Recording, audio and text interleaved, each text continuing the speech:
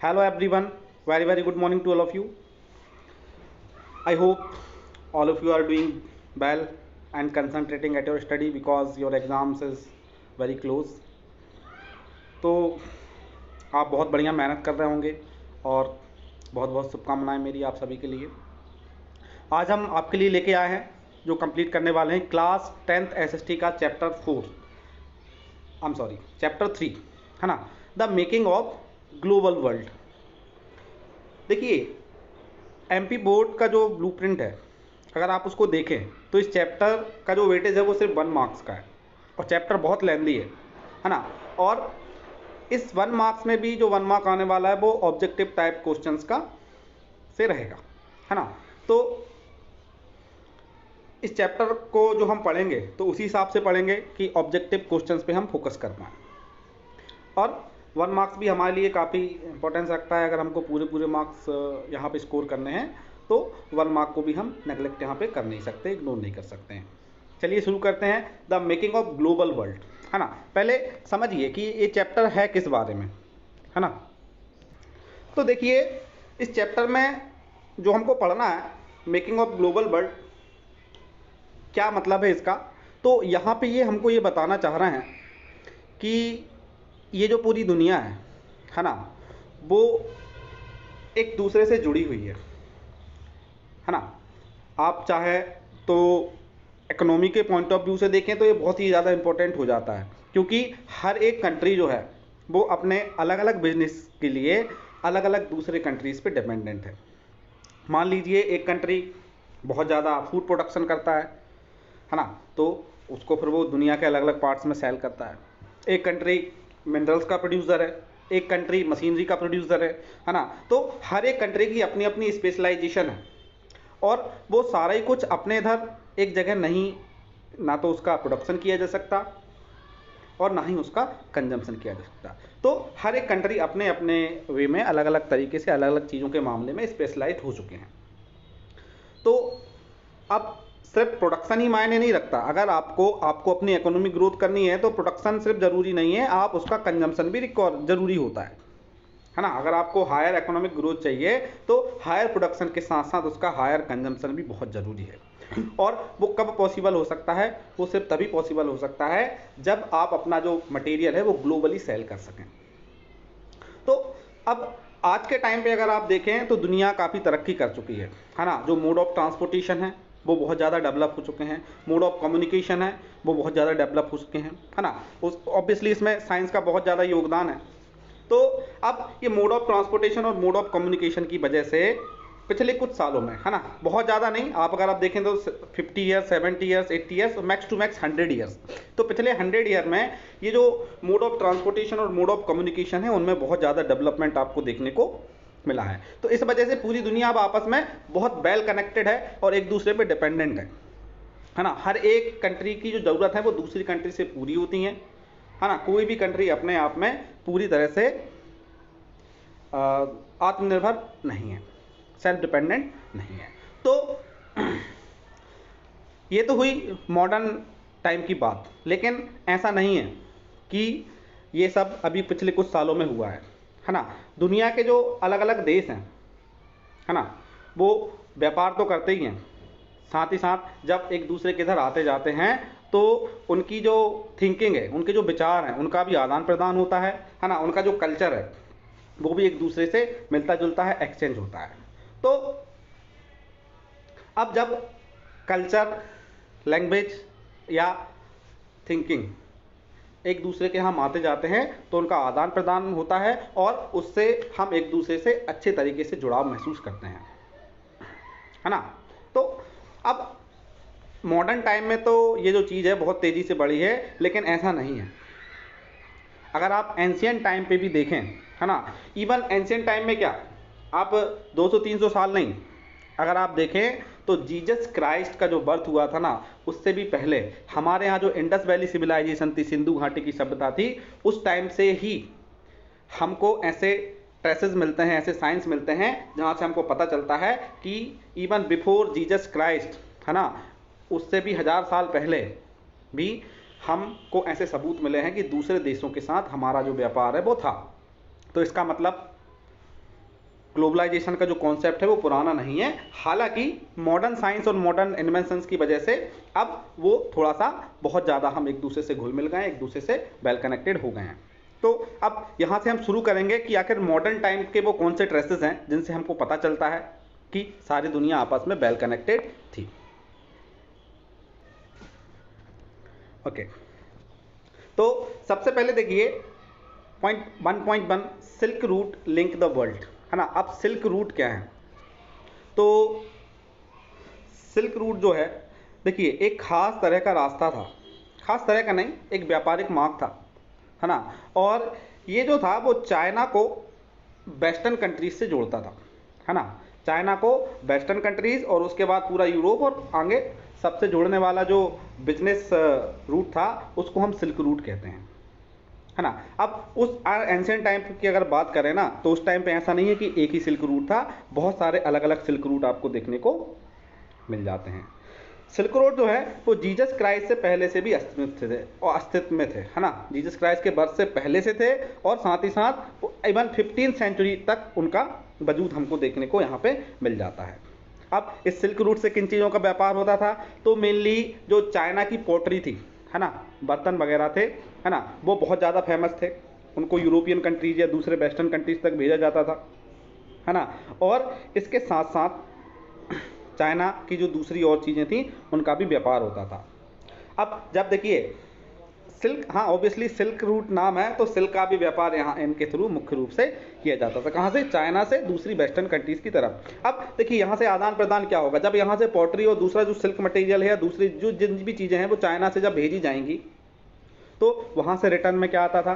तो वहाँ से आपको गोल्ड, सिल्वर और जो दूसरे इंपॉर्टेंट मेटल्स होते थे वो वहाँ से देखते थे। एक और चीज़ है कि जो सिल्क रूट था ना, उसी के रास्ते से ही जो क्रिश्चियनिटी, इस्लाम और बौद्धिज़्म ये पूरी दुनिया में फैले हैं, है ना। बौद्धिज़्म का जो जन्म है वो इंडिया में हुआ है ना। इंडिया से वो चाइना गया और देन चाइना से सिल्क रूट के थ्रू दुनिया के अलग अलग भागों में वो चला गया। तो आई होप आप समझ गए होंगे कि सिल्क रूट क्या है और क्या नहीं। ये एक व्यापारिक मार्ग है जो पुराने समय पे था, है ना। आप मैप पे देख सकते हैं, अगर आप मैप सर्च करेंगे तो अलग अलग सिल्क रूट आपको देखने को मिल जाएंगे। कुछ सिल्क रूट हैं वो ज़मीन के रास्ते से हैं और एक समुद्र के रास्ते से भी आपको सिल्क रूट देखने को मिल जाएगा। चलिए अब नेक्स्ट है food travels. Oh just a minute. अब इन्हीं सिल्क रूट के थ्रू जब व्यापार हुआ, लोग एक जगह से दूसरी जगह गए, है ना, तो अपने साथ कई चीज़ें कैरी करते हैं। तो जो फूड है वो भी एक जगह से दूसरी जगह ट्रैवल किया। तो यहाँ पे क्या है? Spaghetti and potato. अब स्पैगेटी क्या है? देखिए जो नूडल्स हैं, है ना, वो मेनली चाइना की देन है ना। चाइना में नूडल्स सबसे पहले उनका डेवलपमेंट हुआ और वहाँ से फिर वो पूरी दुनिया के दूसरे अलग अलग भागों में पहुँच गए। अब नूडल्स को जब इंडिया आ गए ना, तो इंडिया में क्या होता है, हर चीज़ को तोड़ मरोड़ दिया जाता है। तो हमारे यहाँ देसी जो सेवइयाँ बनती हैं घर में, है ना, तो हमारे यहाँ वो ये समझ ली कि इंडियन वर्जन ऑफ नूडल्स है, चाइनीज़ नूडल्स, उसको हम सेवइयों के रूप में यूज़ करते हैं, है ना। अच्छा, यही नूडल्स जब कहाँ इटली पहुँचे, है ना, तो उसमें से थोड़ा सा उन्होंने चेंजेस किए। और जो आप पास्ता खाते हैं, है ना, इटालियन नूडल्स जो हैं वो पास्ता टाइप का जो पास्ता वाले मटेरियल से जो बनाते हैं, है ना, उसको उन्होंने क्या बोला है? स्पैगेटी। तो ये सारी चीज़ें मेनली इनका ओरिजिन कहाँ हुआ है? चाइना में हुआ है। वहाँ से वो अलग अलग इंडिया भी पहुँचे और दूसरे यूरोपियन कंट्रीज़ में भी पहुँच गए हैं, है ना। उसके बाद अगला जो फूड है वो है पोटैटो। देखिए यूरोप में ना खाने की बड़ी किल्लत थी और वहाँ के लोग सही मायने में अच्छा खाना खाने के लिए तरसते थे।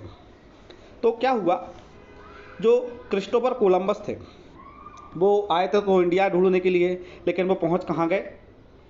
यूएस, है ना। वेस्ट इंडीज, रेड इंडियंस के बारे में आपने सुना हो, तो वो कहाँ पहुँच गए? उन्होंने जो अमेरिका कॉन्टिनेंट है उसकी उन्होंने खोज की बाय मिस्टेक, है ना, क्योंकि वो इंडिया ढूंढने के लिए थे। तो जब वो यूरोप से पहुँचे, है ना, तो जब उन्होंने वहाँ पे देखा कि आलू की खेती होती है, टमाटर की खेती होती है ना, साथ ही साथ जो आप मिर्च देखते हैं, है ना, आलू टमाटर मिर्च, ये पूरी तरह से अमेरिकन फूड है ना, नेचुरली। तो जब कोलंबस वहाँ पे गए तो उन्होंने देखा यहाँ पे तो आलू मिलता वो आलू को वहाँ से लेके आए और बाद में फिर यूरोप में आलू की भी खेती की जाने लगी। और आप देखिए यहाँ पे एक बहुत इंटरेस्टिंग स्टोरी है कि जब आलू यूरोप आया तो आलू के आने से वहाँ के लोगों को अच्छा खाना मिलने लगा। आप सोचिए कितना ज़्यादा इम्पोर्टेंस है आलू के आने का, है ना। जब एक कहानी है, आयरलैंड के जो फार्मर्स हैं और वहाँ के लोग हैं वो आलू पे ना बहुत ज़्यादा डिपेंडेंट हो चुके थे, है ना। तो एक बार क्या हुआ, 1814 के टाइम पे जो पोटैटो है उसकी जो क्रॉप है, आलू की जो फसल है वो पूरी तरह से बर्बाद हो गई, उसमें कोई बीमारी लग गई थी, है ना। तो उसका ये असर ये हुआ कि वहाँ पे ना फेमाइन पड़ गया, अकाल पड़ गया, मतलब लोग भूख से मर गए। और ये जो पर्टिकुलर इवेंट है ना, इसको हम किस नाम से जानते हैं? देखिए इंपॉर्टेंट क्वेश्चन है, अगर किसी को पता है तो कमेंट में कीजिएगा। तो इसको हम जानते हैं आयरिश फेमाइन के नाम से, है ना। तो अब देखिए यहाँ पे जो चीज़ें हमको याद रखनी है वो कौन कौन सी हैं कि नूडल्स कहाँ से गया पूरी दुनिया में? चाइना से गया, है ना। उन्हीं नूडल्स का जो इटालियन वर्जन है वो स्पैगेटी है और इंडिया में हम उसको सेवइयों के नाम से जानते हैं। इसके अलावा जो पोटैटो है ना, जो पोटैटो है आलू, वो कहाँ का मेनली कहाँ का फूड है? वो अमेरिकन फूड है ना। कोलंबस ने अमेरिका की खोज की थी। अच्छा, उसके बाद कहाँ के लोग सबसे ज़्यादा डिपेंडेंट थे पोटैटो पे? तो वो आयरलैंड के लोग थे। और कब हुआ था? 1814 के टाइम पे, जब जो आलू की फसल है, क्रॉप है, वो ख़राब हो गई तो उसकी वजह से वहाँ के कई लोग भूख की वजह से मारे गए। इस पर्टिकुलर इवेंट को हम क्या बोलते हैं? आयरिश फेमाइन, ठीक है। 1840 के टाइम पे ये हुआ। चलिए अब क्या हुआ, लोग यहाँ से वहाँ ट्रैवल कर रहे हैं तो वो अपने साथ कई चीज़ें लेके जाते हैं, है ना। व्यापार तो कर ही रहे हैं, लेकिन जब यहाँ से वहाँ लोग जा रहे हैं तो अभी हमने ऊपर डिस्कस किया फूड के बारे में, पर इसके अलावा और बहुत सारी चीज़ें हैं। कॉन्क्वेस्ट, डिसीज़ एंड ट्रेड, है ना। कॉन्क्वेस्ट का मतलब क्या है? एक दूसरे पे जीत पा लेना, है ना, एक दूसरे को ऊपर कब्जा कर लेना। बीमारियाँ वो लेके गए एक दूसरे के, यहाँ से बीमारियाँ लेके गए दूसरे देश में फैला दी और दूसरे देशों के साथ उन्होंने व्यापार भी किया। तो चलिए इसके बारे में जानते हैं। अब देखिए बात करते हैं 16th सेंचुरी की। यही वो टाइम था जब यूरोप के जो सेलर्स थे उन्होंने पूरी दुनिया के लिए अलग अलग समुद्री रास्तों की खोज की, है ना।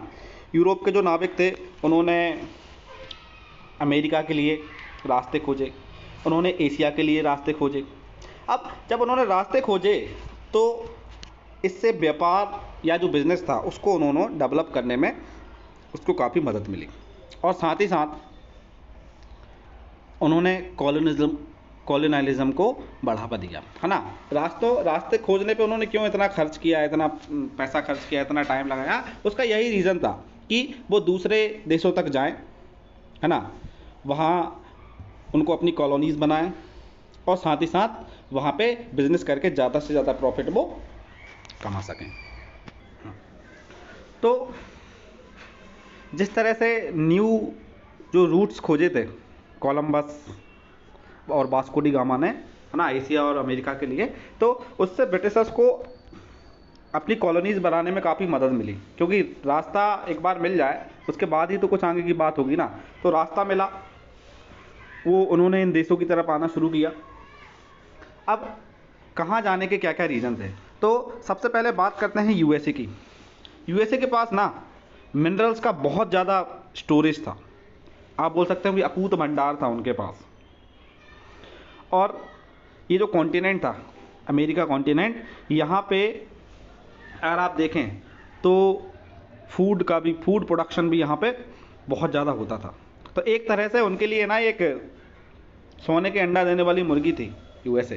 क्यों? क्योंकि मिनरल्स भी बहुत ज़्यादा हैं और वहाँ पे अनाज का भंडार भी बहुत ज़्यादा है। अब पूरी दुनिया की नज़र टिक गई किसके ऊपर? अमेरिका के ऊपर। किस लिए? वहाँ के मिनरल्स और वहाँ पे होने वाला फूड ग्रेन्स था उसके लिए। जैसे ही अमेरिका की खोज हुई ना, तो वहाँ के जो मिनरल्स और फूड ग्रेन्स पूरी दुनिया में फैल गए। मेनली ब्रिटिशर्स ने इनका, आप देखें तो यूरोपियंस ने इनका यूज़ किया और यूरोपियंस की ज़िंदगी बदल दी इसने। उसके बाद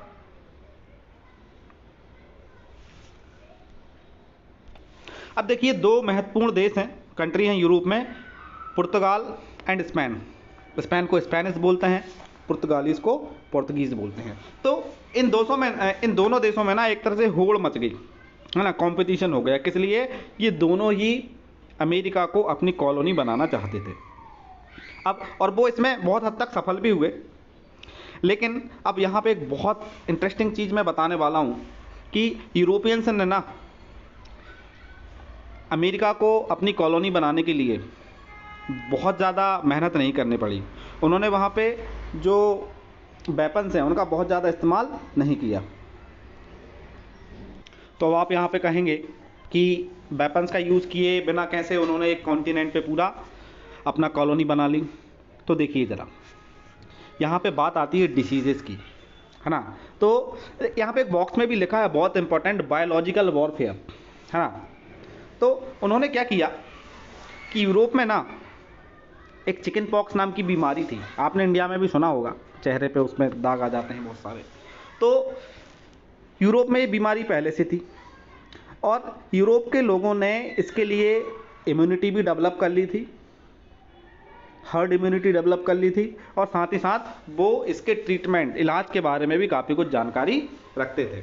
लेकिन जब यूरोपियंस अपने यहाँ से अमेरिका गए तो इस बीमारी के कुछ बैक्टीरिया, वायरस वो अपने साथ लेके चले गए और अमेरिका में ये बीमारी पूरी तरह से फैल गई। अब चूंकि वहाँ के जो लोग हैं या वहाँ के लोगों की जो बॉडी है वो इसके बारे में बहुत ज़्यादा जानते नहीं थे और ना ही उनके पास इसके लिए कोई इम्यूनिटी थी।